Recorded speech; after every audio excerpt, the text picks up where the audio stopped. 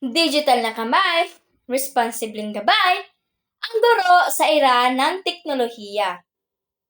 Magandang araw sa ating lahat! Ako nga pala si Bia Lago. Isang mabilis na tanong. Kailan ang huling beses na nakakita kayo ng batang elementarya na hindi humahawak ng cellphone? Bihira na, di ba?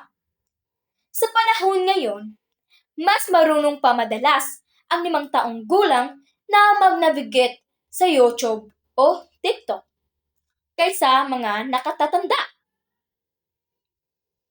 Pindot dito, swipe doon. Ito ang realidad na tinatawag nating digital natives. Ngunit sa kabila ng makukulay na screen at nakakaaliw na mga laro, may isang mahalagang tanong na dapat nating harapin bilang mga hinaharap na guro. Sino ang naggagabay sa kanila habang nasa mundong ito? Ang teknolohiya ay hindi masama. Isa itong napakalakas na kagamitan na pwedeng magbukas ng pinto para sa mas mabilis at mas malawak na pagkatuto. Ngunit, tulad ng anumang matalim na kutsilyo, kapag napunta ito sa kamay ng batang walang gabay, pwede itong makasakit. Ang labis na pagkahumaling sa gadgets ay nagdudulot sa kawalan ng pokus sa pag-aaral, kakulangan sa totoong pakipagkapwa, at pagkalantad sa mga bagay na hindi pa angkop sa kanilang edad.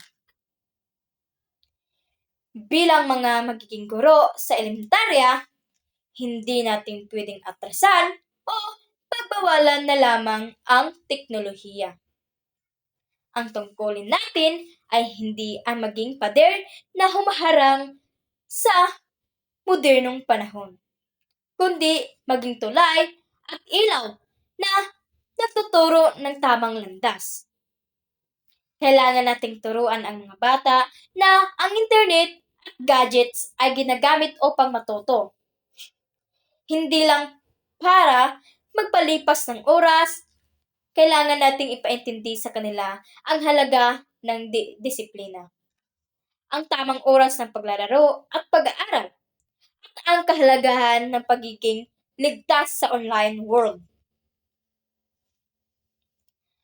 Mataas ang ating responsibilidad bago natin sila turuang magbasa ng mga litra sa libro o sa screen.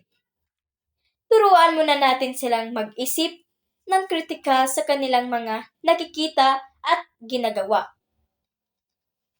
Tandaan natin, ang teknolohiya ay kagamitan lamang. Ang tunay na humuhubog sa isip at puso ng mga bata ay tayo pa rin, ang mga guro na may malasakit. Maraming salamat po.